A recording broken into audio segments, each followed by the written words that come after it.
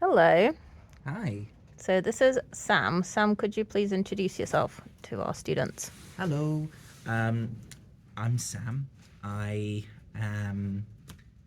How do I describe myself? Okay, so by day, I work in a college Hmm. and I work to make students' voices heard.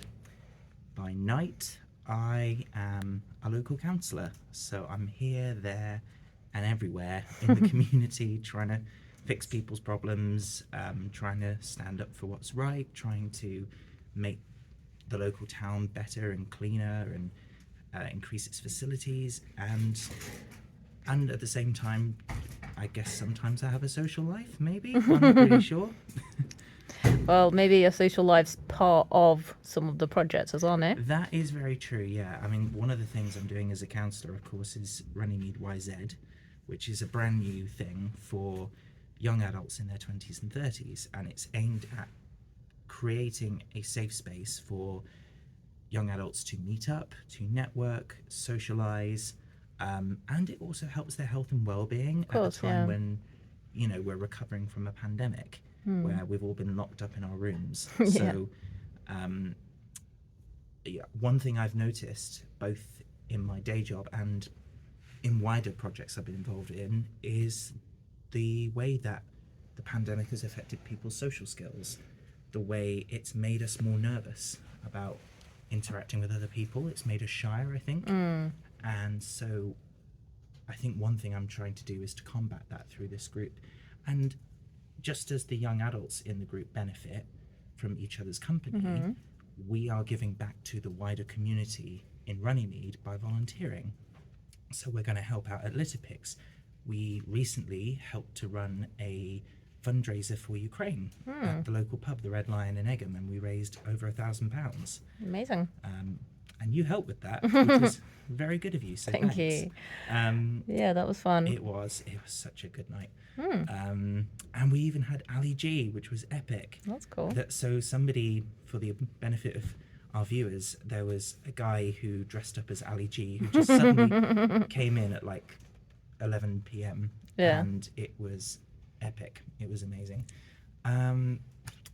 So I think that summarizes me pretty much, I think. Excellent.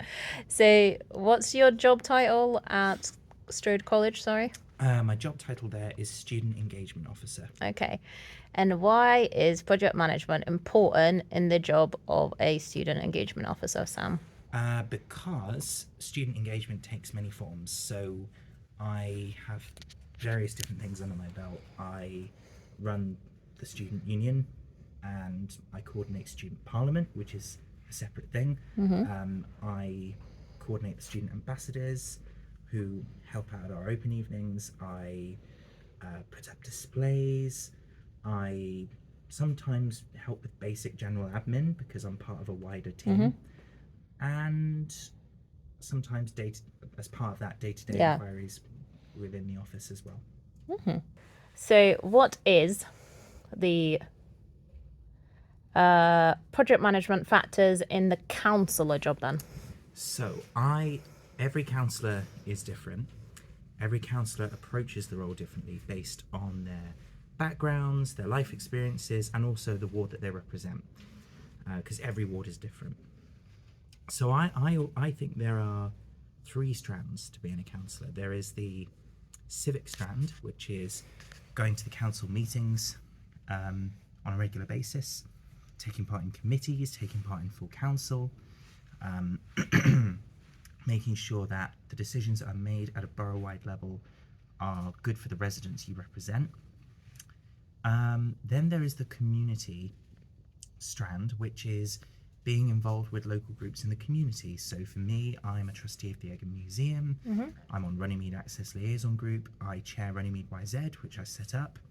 And what that does is it allows you to both invest in your ward as well as to meet more people in the ward and find out what's going on in people's lives day to day. So the third strand is the individual strand. So you're making decisions at a borough-wide level, you're involved with your local community, but as a counsellor, every counsellor has an email address that is public. So anybody in your ward or anywhere in the world actually can send you an email about absolutely anything, and we get everything from petitions to requests to invitations to events, and we also get casework, which is the most important email we get, I think, because often there are people in our wards who are struggling with various problems that, you know, affect their lives, that stop them from doing the things they need to do. And it could be problems with their rent or their housing situation or planning disputes or litter or waste collection or all sorts of things. And when I get those emails, my job is to find out what's going on, what needs to be dealt with, who needs to deal with it, and then get in touch with the right officer at the council to get those things done. And this is the difference, I think, between a councillor and a member of parliament to an extent, because as a councillor, you don't run the council practically. Your job, you're almost like a trustee or a director. Like you oversee what's going on, you make the policy decisions at a high level. But when it comes to the actual day-to-day management of the council, you have to go to the officers, the professional civil servants. Gotcha. That makes sense. Okay. Yeah, you go to them and you lean on their advice. And because you're a layperson, you're not expected to be an expert on absolutely everything. And that is one of the challenges of being a counsellor, is that you rely on the advice you're given. And, you know, as a politician, sometimes you have to challenge that advice. Not to be difficult, but to do due diligence, to make sure that things are happening in the right way. And so you have to do a lot of reading around and a lot of research. And so, as you can see, there's a lot to balance between all of those sort of three strands. Interesting. Thank you. So my next question is going to go away from the counsellor job a little bit and go back to your student engagement job. So you're doing a well-being week at the moment. That's right, yeah. So can you tell me what a project like that requires in terms of research, time management, teamwork, any other project management aspects? So the Wellbeing Week is something I'm working on at the moment that will happen at the end of the college term. So the idea is that it will be something to help our students and staff to take a breather, to remember to look after themselves. Very important. So we're putting on lots of different free stalls and activities and events. So it's things like a stop smoking stall to a smoothie stall, which the student union are running, to a rowing competition in aid of Mind, the mental health charity. Excellent. And a diversity disco, which is a whole nother thing, but it'll be an opportunity to celebrate the inclusivity of our community as well as to let people's hair down.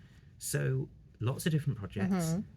I, as an individual, cannot run every single one. No, of course. So what I have to do is I have to find external stakeholders who will come in to run some of the activities like meditation, like self-defense.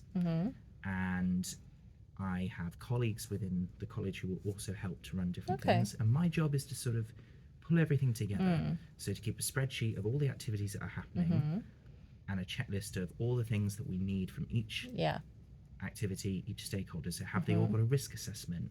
Have they all given me public liability insurance if they're external? Have we agreed who's going to manage each group, like which member of staff is going to supervise it? That sort of thing. Yeah, excellent. And what for you would be the most important tip that you could give our students for good project management? I think organisation is key. Absolutely. One of the biggest things I've had to learn over the short number of years, I'm only 25, short number of years I've done this, is don't rely on your brain all the time. Obviously you've got to think, but don't rely on your memory. Write things down.